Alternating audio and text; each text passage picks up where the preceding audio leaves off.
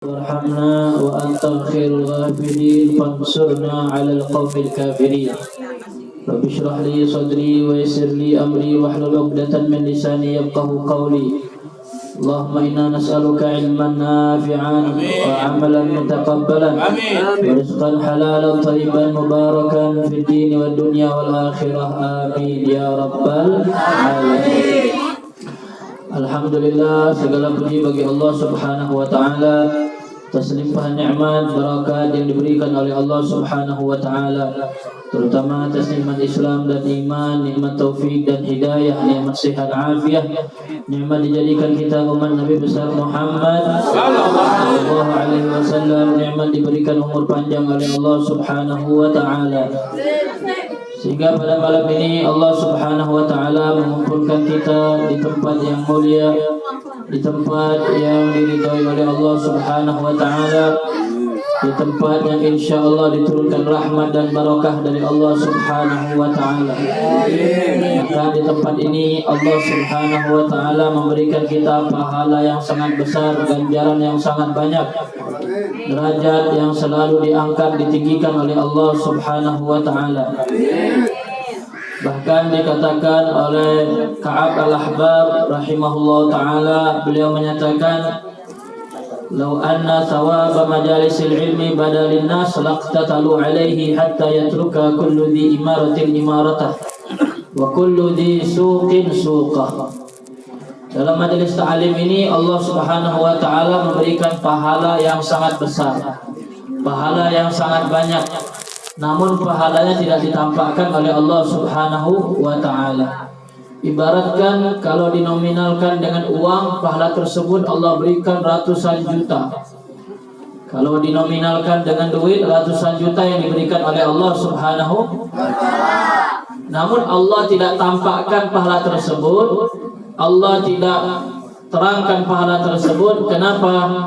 Karena Al-Imam Ka'ab al-Ahbar beliau menyatakan, "Lau anna thawabal majalisil ilmi badalin nas laqtatalu alaih." Kalau seandainya pahala, yaitu orang-orang yang hadir di majelis ta'lim ditampakkan oleh Allah, diperlihatkan oleh Allah, maka mereka akan berlomba-lomba datang ke majelis. Mereka akan rebutan datang ke majelis ta'lim, duduk di saf-saf awal, mereka rebutan datang ke majelis ta'lim. Bahkan beliau menyatakan, yang punya rumah akan meninggalkan rumahnya, yang punya gedong akan meninggalkan gedongnya, yang punya pasar akan meninggalkan pasarnya, yang punya tokoh akan ditinggalkan tokohnya, karena saking besar pahala oleh Allah yang diberikan di majelis ta'lim. Ibaratkan kalau Allah Subhanahu wa taala nampakkan ini pahala berbentuk uang, Allah bagi-bagikan uang ratusan juta, maka yang punya toko ditutup toko semua, yang punya pasar ditinggalkan pasarnya. Kenapa? Untuk mengambil pahala yang ada di majelis ta'lim. Namun Allah tidak tampakkan rahmat dari Allah Subhanahu wa ta'ala. Kalau seandainya Allah tampakkan pahala tersebut, maka semua majelis ta'lim akan penuh dengan manusia. Semua majelis ta'lim akan ramai insyaallah. Kenapa? Pahalanya sangat besar. Allah tampakkan, semua orang pengen ambil pahalanya. Namun karena rahmat Allah, karena kasih sayang Allah, karena ini lutuf dari Allah Subhanahu wa ta'ala, Allah tidak tampakkan pahalanya. Akhirnya yang hadir majelis ta'lim hanya orang-orang yang dipilih oleh Allah. Alhamdulillah, kita termasuk orang yang dipilih oleh Allah. Alhamdulillah, mudah-mudahan mendapatkan pahala besar dari Allah Subhanahu wa ta'ala. Amin ya rabbal alamin. Bahkan bukan hanya pahala besar saja yang Allah berikan di majelis ta'lim. Di sini Allah Subhanahu wa taala menjanjikan lewat sabda Nabi Muhammad sallallahu alaihi wasallam bahwasanya orang yang hadir di majelis ta'lim, orang yang keluar dari rumahnya untuk belajar agama Islam, maka seandainya orang tersebut di pertengahan jalannya mendapati ajalnya telah tiba, diwafatkan oleh Allah Subhanahu wa taala, maka jangan takut, maka jangan sedih. Meninggalnya orang dalam keadaan menuntut ilmu, kata Nabi sallallahu alaihi wasallam, "Man ja'ahul maut wa huwa yatlubul ilma liyuhyiya bihi al-islam fa bainahu wa bainal anbiya fil jannati darajatul wahidah." Barang siapa yang menuntut ilmu, kemudian ajalnya telah tiba, dia dimatikan oleh Allah dalam keadaan menuntut ilmu, maka kata Nabi SAW, nanti di surga derajatnya sama dengan Nabi besar Muhammad, surganya sama dengan Rasulullah. Kalau saya tanya adik-adik, pengen gak di surga bersama Nabi Muhammad? Pengen gak adik-adik? Surganya dengan surga Nabi sama, pengen gak? Tempatnya dengan tempat Nabi sama, pengen gak? Kamarnya dengan kamar Nabi sama, pengen gak? Istananya pun sama dengan istana Nabi di surga, pengen gak? Berdoa sama Allah, meninggal dalam keadaan menuntut ilmu. Pengen gak? Berdoakan meninggal dalam keadaan menuntut ilmu. Jangan malam ini, tapi masih panjang prosesnya. Tapi boleh gak doa begitu? Boleh, bagus. Ya Allah, meninggalkan aku dalam keadaan menuntut ilmu, setelah panjang umur dalam keadaan taat ibadah. Bahkan inilah yang dilakukan oleh para ulama, orang-orang soleh terdahulu. Disebutkan juga di sini ada seorang ulama, Imam Ahmad bin Hanbal radhiyallahu anhu. Beliau dalam usia yang sangat tua, kurang lebih usianya 80 tahun. Kalau udah bahasa sekarang nih aki-aki. Cucunya udah 2. Kalau cucu 2 disebut aki. Kalau 1 baru aki. Kalau cucunya 2, kalau 3, kalau 4, pintar. Umurnya 80 tahun, udah tua, udah aki-aki. Tapi orang dulu walaupun tua, pelajarnya semangat. Padahal kalau kita lihat dalam sejarah, Imam Ahmad itu ulama besar. Beliau itu mempunyai mazhab sendiri. Seorang ulama besar, punya mazhab sendiri, ilmunya sangat luas. Namun diriwayatkan beliau walaupun udah punya ilmu yang sangat luas, walaupun umurnya tua 80 tahun, maka setiap hari beliau keluar rumah, maka selalu beliau membawa buku. Beliau selalu membawa buku dan pulpen di kantongnya. Kenapa bawa buku dan pulpen? Karena pengen setiap ilmu yang didengar oleh beliau langsung dicatat oleh Imam Ahmad bin Hanbal radhiyallahu. 80 tahun umurnya, ilmunya sangat luas, terkenal, mazhabnya punya, tetapi masih pengen menuntut ilmu, masih bawa buku kemana-mana, bawa pena kemana-mana. Setiap ada orang ceramah dicatat, setiap ada pengajian ilmunya didengarkan dicatat, sampai muridnya heran, nanya sama Imam Ahmad bin Hanbal, ya Imam, ila mata hadza? Wahai Imam Ahmad bin Hanbal, sampai kapan bawa buku dan pulpen? Ente udah tua, ilmu udah luas, udah gak pantasan untuk ilmu. Anak aja 40 tahun udah agak-agak malu ke pesantren, udah agak-agak malu ke majelis taklim. Kenapa? Malu dengan umur udah tua. Harusnya kita belajar dengan Imam Ahmad bin Hanbal. Walaupun udah tua, bahkan ilmunya luas, masih mau belajar. Apa jawab beliau? Ma'al mahbarah ilal magbarah. Jawabannya ma'al mahbarah ilal. Bisa nggak ikutin Habib? Coba ikutin Habib. Ma'al mahbarah.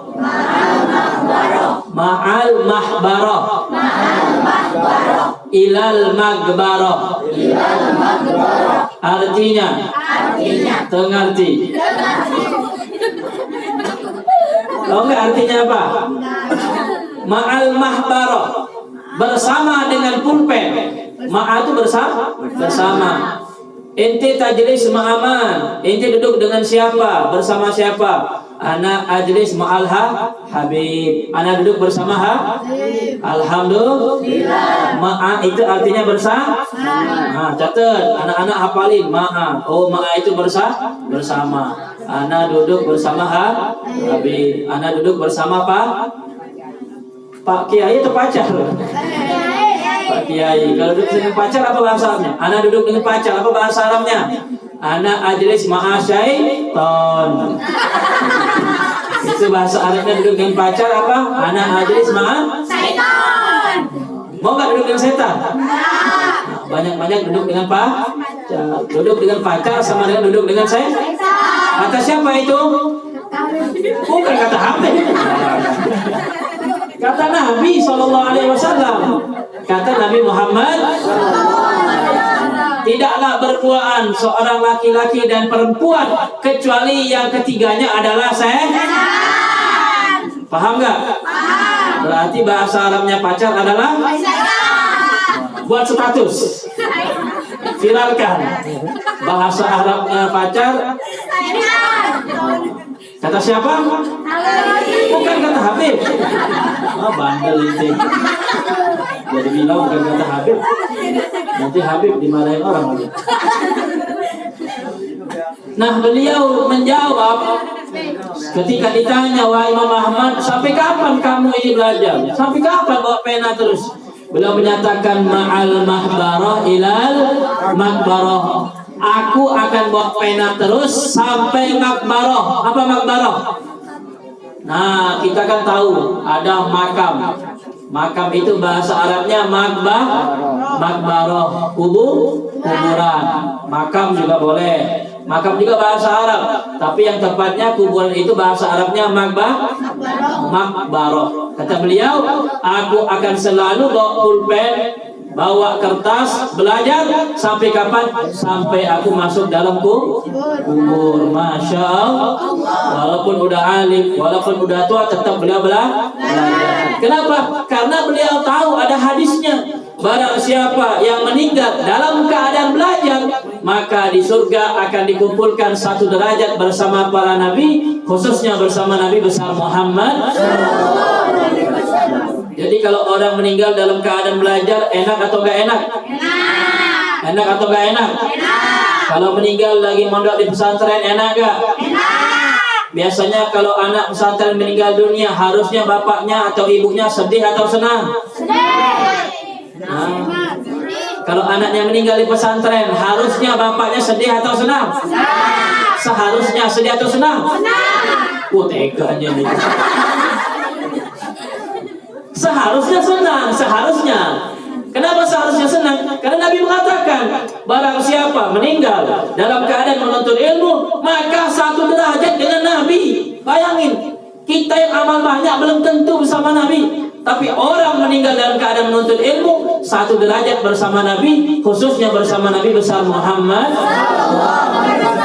Berarti seharusnya orang tuanya senang, tapi nggak boleh minta juga. Jangan, ya Allah, anak saya lagi mondok di Malang, ya Allah, mudah-mudahan cepat mati ya Allah. Jangan, kasihan. Lagi mondok, jangan didoakan cepat mati. Kalau seandainya ditakdirkan oleh Allah, dicabut nyawanya oleh Allah, berarti dia dipilih oleh Allah. Itu pilihan dari Allah. Kenapa? Dia pengen Allah pengen dia cepat-cepat masuk surga. Kita ini yang capek sebetulnya, hidup masih lama, masih panjang, musibah masih banyak, perjuangan masih panjang. Tapi orang meninggal dalam keadaan pesantren, selesai udah cobaannya. Nggak ada lagi cobaan setelah meninggal itu. Kenapa? Langsung dikumpulkan bersama para nabi, khususnya bersama Nabi besar Muhammad. Bahkan di sini disebutkan bukan hanya itu. Nabi SAW bersabda, disebutkan dalam kitab Tuhfatul Ashraf, janji Nabi yang kedua adalah, man mata wa huwa yatlubul ilma yuqayyidullah man yu'allimuhu fi qabrihi ila ayyab'atahu aliman, ila ayyab'atahu Allah aliman. Bahkan Nabi mengatakan, barang siapa yang meninggal dunia dalam keadaan belajar, maka di dalam kuburannya Allah utus seorang guru yang akan mengajarnya lagi sampai dia dibangkitkan oleh Allah nanti menjadi orang alim, menjadi ulama. Alhamdulillah. Jadi orang yang meninggal, tadi kan mondok dia, meninggal, dikubur dia mondok lagi. Dikubur dia mondok lagi. Dikubur dia punya pesantren lagi. Pesantren apa namanya? Darul Kubur. Pesantren apa? Darul Kubur.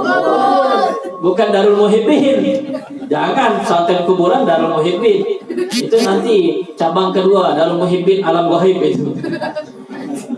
Itu bagi orang-orang yang sering aktif dalam grup tapi nggak aktif dalam pengajian. Itu namanya Darul Muhibbin, Darul Kubur. Cuman aktif di alam maya. Nah, kata Nabi SAW, barang siapa meninggal dunia dalam keadaan belajar, maka Allah Subhanahu Wa Taala akan mengutus seorang guru. Untuk apa? Mengajar di alam kuburnya, sehingga kata Nabi dia dibangkitkan nanti dalam keadaan alim menjadi ulama. Masya Allah. Jadi dia masih belajar. Makanya subhanallah, orang yang diwafatkan oleh Allah Subhanahu wa taala dalam keadaan menuntut ilmu itu suatu anugerah besar dari Allah. Kenapa? Dia di alam kubur belajar lagi, dibangkitkan nanti menjadi ulama, dikumpulkan bersama ulama, bahkan di surga satu derajat dengan Nabi besar Muhammad. Mudah-mudahan kita dimatikan nanti oleh Allah Subhanahu wa taala dalam keadaan menuntut ilmu. Amin ya rabbal alamin. Tapi jangan sekarang, setelah meninggal nanti umur yang sangat panjang dalam keadaan amal dan ibadah husnul khatimah. Amin ya rabbal alamin. Kemudian di sini disebutkan sifat orang yang menuntut ilmu ada 3. Nah, ini boleh dicatat. Sifat penuntut ilmu itu ada 3 golongan orang menuntut ilmu. Yang pertama adalah golongan al-mujtahidun. Al-mujtahidun. Apa al-mujtahidun? Yang bawa pulpen, bawa pena boleh catat. Yang enggak bawa pulpen boleh catat di dalam HP. Bisa enggak catat di HP? Bisa. Yang pertama golongannya adalah al-mujtahidun. Apa al-mujtahidun? Orang-orang yang semangat. Itu yang pertama. Yang kedua adalah golongannya al-mutakabbirun. Al-mutakabbirun adalah orang-orang yang sombong. Itu yang kedua. Yang ketiga al-mustahi. Al-mustahi yang ketiga adalah orang-orang yang malu. Yang pertama orang yang semangat, yang kedua orang yang sombong, yang ketiga orang yang malu. Ini sifat orang-orang yang belajar di majelis ta'lim. Ini kejadian pernah terjadi di zaman Nabi besar Muhammad sallallahu alaihi wasallam. Pernah di zaman Nabi sallallahu alaihi wasallam ketika Nabi ngajar di masjid, ada 3 orang masuk. Ini hadis diriwayatkan oleh Abi Waqid Al-Laitsi. Beliau menyatakan bainama Rasulullah sallallahu alaihi wasallam anna Rasulullah sallallahu alaihi wasallam bainama huwa jalisun fil masjid. Beliau menceritakan ketika Nabi sallallahu alaihi wasallam mengajar di masjid, ada 3 orang masuk. Nah, 3 orang ini masuk beda-beda sifatnya. Ada yang semangat, ada yang sombong, ada yang malu. Nah, yang pertama yang semangat. Yang semangat yang bagaimana? Dia duduk paling depan. Ketika dia masuk masjid, Nabi lagi ngajar, dia lihat ada yang kosong di depan, duduk paling depan. Kenapa? Saking semangatnya. Dia gak mau jauh dari Nabi Muhammad SAW. Karena semakin dekat dengan Nabi, semakin jelas ilmu yang disampaikan. Semakin dekat dengan guru, maka semakin dekat ilmu yang disampaikan. Maka termasuk ciri-ciri santri, ciri-ciri penuntut ilmu yang semangat, duduknya paling depan. Tapi jangan duduk paling depan, tapi tidurnya juga paling depan. Nah, itu beda. Bukan paling semangat, paling nyakitin hati guru itu. Dia udah semangat ngajarnya, taunya muridnya wah, enak banget. Makanya orang Indonesia itu enak, gampang tidurnya Pak. Kalau orang Barat itu mau tidur susah, insomnia, tidur malam susah. Kalau orang kita mah enak, mau tidur gampang. Adakan majelis ta'lim, kajian kitab, ceramah, langsung tidur. Gampang nggak tidur? Gampang. Tapi di sini insya Allah nggak ada. Ada nggak di sini? Ada hadikih, nggak banyak. Ya Mbak, tidur bangunkan biar nggak kelewatan ilmu. Insya Allah. Jadi semakin depan duduknya itu menandakan semakin semangat. Tapi harus fokus. Semangat itu fokus yang disampaikan apa materinya. Bila perlu dicatat, bahkan dihafalkan. Bila perlu diajarkan lagi kepada teman-teman yang lain. Nah, menunjukkan orang semangat duduknya paling depan. Sebagaimana terjadi di zaman Nabi besar Muhammad sallallahu alaihi wasallam, duduk paling depan. Kata Nabi sallallahu alaihi wasallam, itu orang duduk paling depan mendapatkan pemberian dari Allah Subhanahu wa taala. Ammal awal fa'awa ilallah fa'awahullah. Kata Nabi, orang yang duduk paling depan tersebut akan mendapatkan pemberian dari Allah Subhanahu wa taala. Amin ya rabbal alamin. Apa yang dia dapatkan bagi orang yang duduk paling depan, bagi orang yang semangat? Apa yang didapatkan? Didapatkan rahmat dari Allah. Didapatkan ampunan dari Allah. Didapatkan barokah dari Allah. Didapatkan rezeki dari Allah. Semua pemberian akan diberikan oleh Allah Subhanahu wa ta'ala. Bagi orang yang duduk semangat, yang serius belajar di majelis taklim. Maka jadilah orang yang semangat, jangan jadi orang yang malas, jangan jadi orang yang sombong, apalagi malu, jangan. Kenapa? Karena ditanya oleh sahabat Nabi Muhammad SAW. Ada seorang sahabat Nabi yang sangat alim, yang ilmunya luas. Siapa namanya? Abdullah bin Abbas. Siapa namanya? Abdullah bin Abbas. Abdullah bin Abbas. Berarti Abdullah anaknya Abbas. Banyak nggak di sini namanya Abbas? Banyak nggak namanya Abbas? Banyak kan? Abbas. Abdullah bin Abbas. Kalau nama inti Abbas, nanti namakan anaknya Abdullah. Biar sama dengan sahabat Nabi. Sahabat Nabi ada yang bernama Abdullah bin Abbas. Siapa Abdullah bin Abbas itu? Sahabat Nabi yang ahli Quran. Sahabat Nabi yang ahli Quran. Dan juga sahabat Nabi yang menghafal ribuan hadis. Dimasukkan dalam kategori al-mukthiruna fir riwayah. Termasuk sahabat yang paling banyak meriwayatkan hadis, kurang lebih 2000 hadis Nabi Muhammad sallallahu alaihi wasallam. Jadi ada sahabat Nabi yang banyak meriwayatkan hadis Nabi. Tidak semua Nabi meriwayatkan hadis Nabi. Pahamin adik-adik. Tidak semua sahabat Nabi meriwayatkan hadis Nabi. Ada beberapa sahabat Nabi yang meriwayatkan hadis Nabi dengan jumlah yang sangat banyak. Maksudnya banyak apa? Ribuan hadis yang disampaikan dari Nabi besar Muhammad. Ada 7 sahabat yang menyampaikan ribuan hadis dari Nabi Muhammad sallallahu alaihi wasallam. Di antara 7 sahabat tersebut adalah Abdullah bin Abbas. Jadi kalau ditanya ada berapa sahabat Nabi yang meriwayatkan ribuan hadis, jawabannya adalah ada 7 sahabat. Habib mau tanya nih, sahabat Nabi Muhammad ada berapa jumlahnya, tahu nggak? Berapa jumlah sahabat Nabi? Ada yang tahu nggak? Apa nggak? Berapa jumlah sahabat Nabi? 7. Oh, banyak juga 7. Cuma 7. Berarti followernya Nabi hanya 7. Sahabatnya. Kalau sekarang kan apa sahabat? Follower kan, betul nggak? Sahabat Instagram. Oh, itulah itu yang fasih bahasa Inggrisnya. Berapa sahabat Nabi, ada yang tahu nggak? Ayo, ada yang tahu nggak? Sahabat Nabi Sallallahu Alaihi Wasallam jumlahnya ada berapa? 124.000. Catat.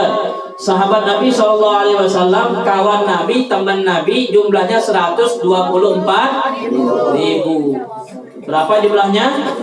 124.000. Banyak atau dikit? Banyak kah itu? Kawan ini ada berapa di sekolah?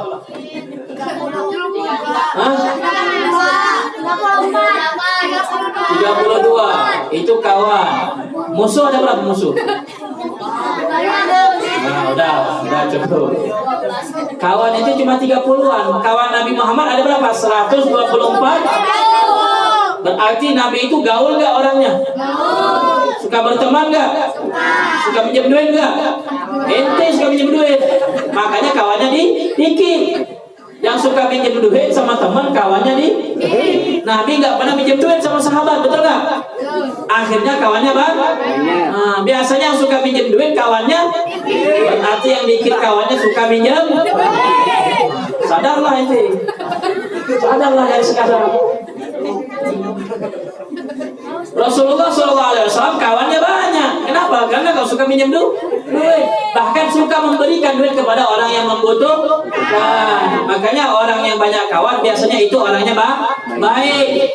Itu banyak kawan nggak di Bandung? Banyak. Berapa? Wah, kurang lebih ada 4. Nabi SAW kawannya ada 124.000. Itulah hebatnya Nabi besar Muhammad. Tapi di antara 124.000 sahabat Nabi yang meriwayatkan hadis Nabi dengan jumlah yang banyak, cuma 7 orang. Yang meriwayatkan hadis dengan jumlah ribuan hanya 7 orang. Di antaranya siapa? Anaknya Abbas. Istrinya Kokom. Anaknya ente. Anaknya Abbas namanya Abdullah bin Abbas radhiyallahu anhu. Kalau dalam syairnya itu wal mukthiruna bahruhum wa anasun Aisyatun wa Jabirul Muqaddasu Sahibud Dausin wa kada ibn Umar rabbikini bil mukthirina darara wa zada ba'dhum Aba Sa'id. Ada 7 orang. Abu Hurairah, Abdullah bin Abbas, Abdullah bin Umar, Jabir bin Abdullah, Sa'id Al-Khudri, Aisyah radhiyallahu anha. Kemudian satu lagi siapa? Satu lagi ingat nggak? Gak ada yang tahu. Ada yang tahu nggak 7 sahabat Nabi? Mau dicatat nggak? Mau dicatat nggak? Kalau mau dicatat Nabi ulangin. Sahabat Nabi yang banyak meriwayatkan hadis, banyak itu artinya ribuan hadis. Cuma 7 orang. Satu namanya Abu Hurairah. Satu siapa? Abu Hurairah. Kedua Abdullah bin Abbas. Kedua Abdullah bin catat atau enggak ini? Ketiga Abdullah bin Umar. Ketiga Abdullah bin Umar. Keempat Jabir bin Abdullah. Keempat Jabir bin Abdullah. Kelima Abu Sa'id Al-Khudri. Kelima Abu Sa'id Al-Khudri. Keenam Anas bin Malik. Keenam Anas bin Malik. Ketujuh istri Rasulullah Siti Aisyah. Jadi cuma 7 orang. Cuma 7 orang yang meriwayatkan ribuan hadis dari Nabi besar Muhammad sallallahu alaihi wasallam. Yang nomor 1 siapa? Ayo sebut siapa? Nomor 2 Nomor 3 4 Jabir. Siapa Jabir? Nomor 4 apa? Jabir bin Abdullah. 5 Abu Sa'id Al-Khudri. Abu Sa'id Al-Khudri. 6 Haji Kurdi. Enggak ada Haji Kurdi. Haji Kurdi mah nasi kebuli itu. Nomor 6 apa? Anas bin Malik. Nomor 7 Siti Aisyah binti Abdullah. Siti Aisyah binti Abu Bakar radhiyallahu anhuma. Nama aslinya Abdullah. Abu Bakar nama aslinya Abdul Muthalib. Makanya harus belajar sejarah Nabi besar Muhammad biar tahu siapa sahabat Nabi yang ahli sejarah, siapa sahabat Nabi yang ahli hadis, siapa sahabat Nabi yang ahli Quran. Nah, di antara sahabat Nabi yang ahli Quran namanya Abdullah bin Abbas radhiyallahu anhu. Itu gelarnya Tarjumanil Quran. Gelar beliau itu dalam sahabat Tarjumanil Quran. Apa Tarjumanil Quran? Tarjumanil Quran itu adalah penterjemah Al-Quran. Penterjemah Al-Quran yang paling paham dengan Al-Quran di zaman sahabat Nabi adalah Abdullah bin Abbas. Beliau semua tahu ayat yang turun di kota Mekah, di kota Madinah, turunnya siang atau malam, musim panas atau musim dingin, musim kering atau musim hujan, musim kering kantong atau banyak duit, tahu semua beliau. Karena beliau paling ahli Al-Quran. Tidak ada sahabat yang melebihi beliau dalam bidang ilmu Al-Quran.